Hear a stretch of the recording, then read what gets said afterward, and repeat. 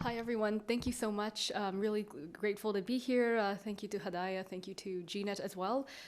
So I will discuss Islamic State online content and also their usage of AI. Hopefully this is how I do. Sweet. So just a quick note, this presentation does include images that some may find disturbing.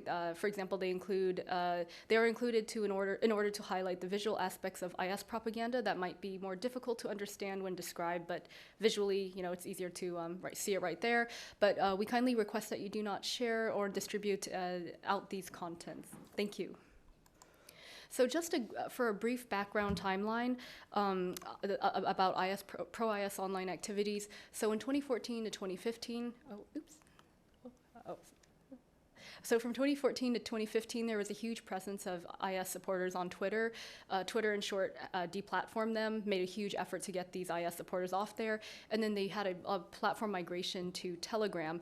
And they found a fairly stable home on Telegram around like the 2015, and up until 2019, they felt pretty comfortable just operating on this platform, and they felt like they had a secure space to operate online.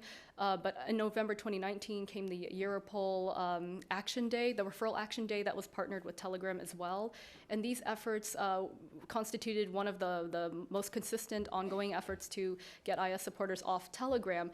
And although these waves of bans do continue, IS supporters seemed to find a preferable home on Telegram.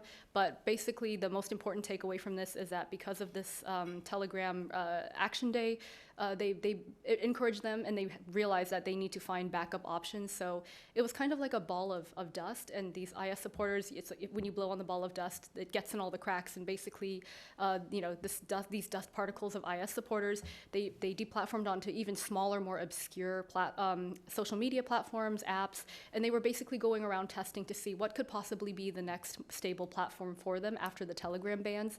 And although there are more obscure places where they have found a semi-stable home, Telegram is still quite active, and they are still returning to Telegram. But of course, they are also using major social media platforms. They're implementing a lot of evasion tactics that are very unique and specialized to each and every single platform. So they're able to be very flexible. They're very strategic, and these methods of content evasion are quite diverse, actually. So the next slide, it's talking about, well, what platform capabilities do IS supporters value? So they really value encryption capabilities, especially when they are discussing things of more sensitive matters.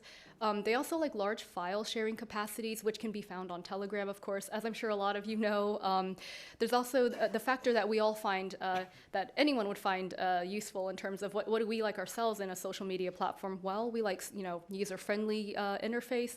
We don't want it to be too complex. Telegram has a pretty friendly, like self-explanatory interface that's easy to pick up. I've actually seen them try to go on other apps that weren't as self-explanatory, and they would ask each other, like, how do you do this? How do you do that? How do you make the settings the most private? So it was a little confusing for them, and they didn't seem to like that as much as Telegram. But also there's an ability, they like the ability to host a variety of types of chats, whether it's, one-on-one or in, for example, super groups, allowing like 500 plus people, or just, a public group, a private group. So they like this flexibility. There's also, they're on the lookout for any platforms, even within major platforms, areas where they are able to get away with, remaining on the platform or within their little bubbles then they try to identify basically inconsistent or weak enforcement of content moderation. That's very appealing to them. They've also, they like platforms that, already established platforms where they have a familiarity with it. So they just develop new tactics. It's kind of like a cat and mouse game or, whack-a-mole, where they're trying to, evade any new content moderation efforts like hashing, but they'll try to find ways around that. And so it's just kind of a back and forth between content moderators and bad actors like IS. So in short, maintaining a cross-platform presence continues to be an important part of the pro-IS networks. So let's see, when operating online, they want to demonstrate resiliency. They also want to maintain, right now, there's actually a pretty strong effort to maintain fundraising efforts, especially from the camps in northeastern Syria. So common funding methods, cryptocurrencies are especially emphasized, but there's also things like Western Union, Russian banks are quite a lot from especially around Central Asian and also Russian speaking channels that claim they are coming from the camps.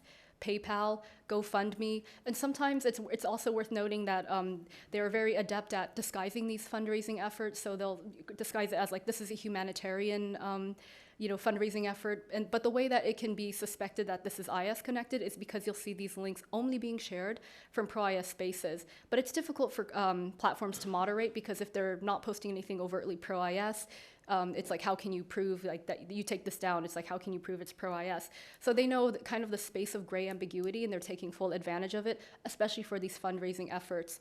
It's also worth mentioning, though, that IS communities are concerned about scams in these spaces for fundraising. So they'll say things like, we posted a picture, this proves that this online fundraising efforts is legitimate, so you can trust us, because they're worried about individuals that are going on there and doing scams as well. So that's also to take into account like a kind of a circulation of disinformation for these campaigns. It can get quite confusing sometimes. So also there are very decentralized media collectives. So not being pro-IS, not being Islamic State official, of course, but what these media collectives do is they use translations, and they'll try to disseminate, take official IS propaganda, and then disseminate that in a bunch of other languages, which are made by self-organized, decentralized collectives like around French, Spanish, maybe Urdu, for example, or Turkish. And so, there's also finally the dilemma of navigating a closed versus open platform.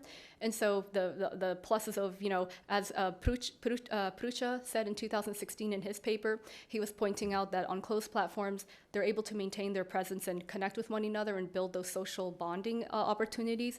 But on open platforms, they have new opportunities for recruitment, make sure their propaganda gets out wider than past the echo chamber. So this is something they themselves have to balance, and I've also observed them debating this. So now to the usage of AI. So what has AI been used for IS supporters?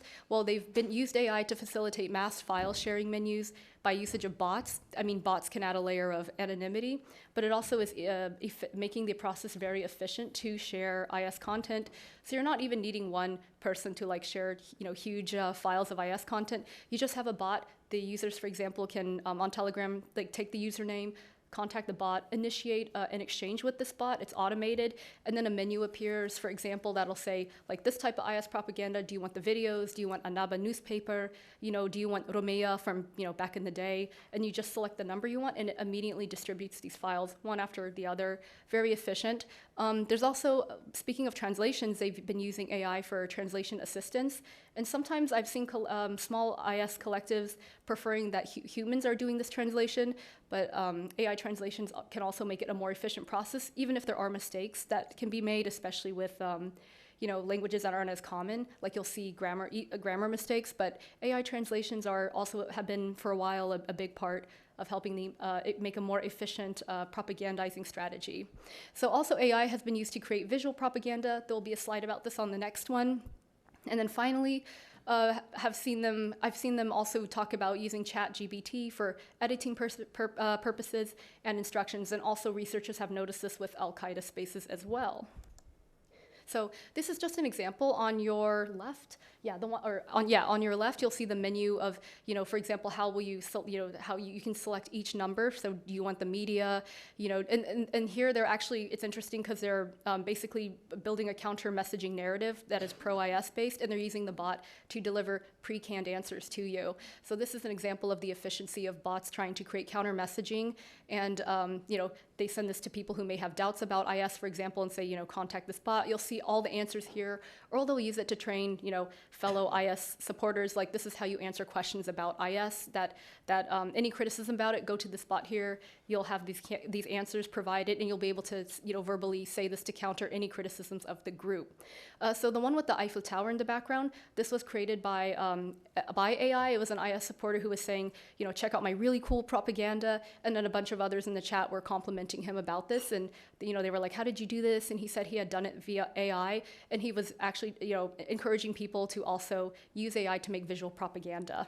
So just some interesting visual examples. And then finally, these are some stickers like on your on your left, have to think about that. On your left, these are some visual stickers that they are creating on Telegram, and it's been going on for a while, but they're able to portray a variety of narratives through visual imagery, whether it's very violent content or emphasizing themes of brotherhood or sisterhood, or just promoting the brand of IS. So also below you'll see on the kind of thinner part, these are some examples of unofficial media translation collectives. And in short, it's just emphasizing the impact of visual propaganda and how they are wishing to make it more efficient through AI, but also, creating stickers is, created through also via Telegram. So avoiding content AI and human moderation. So for example, what they will do to avoid moderation, whether by AI or humans, is they'll alter the images or text. They'll create backup accounts. Some that don't value a wider public presence. They will rely on private accounts so they can maintain the social bonds, but they don't really want to be one of the more prominent accounts that's pushing out IS propaganda because they'll be banned. So it kind of depends on the objective of the individual IS user, whether to be private, to be public. It can just depend on the objective. There's also, again, the camp fundraising. There's also a lot of in-group language to convey a pro-IS stance, but without saying anything that could be tagged as, oh yeah, this is definitely pro-IS. They kind of walk that line, and they use more discreet kind of like dog whistles almost, very in-group language as well. So also, as Ayad had observed, they've been using emoji codes to, like the black flag, to be a stand-in for the IS flag, and so that could escape moderation if the AI content moderator or the human moderator is not familiar with what that could stand for. And then also the usage of bots kind of helps get around that as well. So these are just examples among many, but the key takeaways here are that they adjust strategies to each platform. So it's not going to be a wide application across Facebook, Telegram, Twitter, for example. They can be very individualized. And then active versus observer accounts, like private versus more public individuals, they have different strategies, and they think about, how what types of evasion tactics to use, what type of AI implementations to use to best serve their objectives. So policy recommendations, it's important to continue monitoring pro-IS spaces. I won't read these all, but just kind of leave them up there. But also want to emphasize remaining update on emerging content evasion strategies, and also the usage of any new AI tactics, especially regarding propaganda, translation, or if they're promoting a specific type of saying like, oh, we like this automated translation more than the other, or hey, we like this image app, everyone go check this out. So any new developments on AI tools that they are seeming to gravitate towards, it's really important to follow that because of, and then also keep in mind that they're trying to further make the propaganda creation and spreading very efficient, and AI can definitely serve in helping that. And also just a quick note, please see GIFs CT and GNet reports, because there's been a lot about far-right content, ISAQ, other groups as well, about, going past the IS spectrum, about usage of AI, but also like online patterns and interesting narratives that they're disseminating. Thank you so much.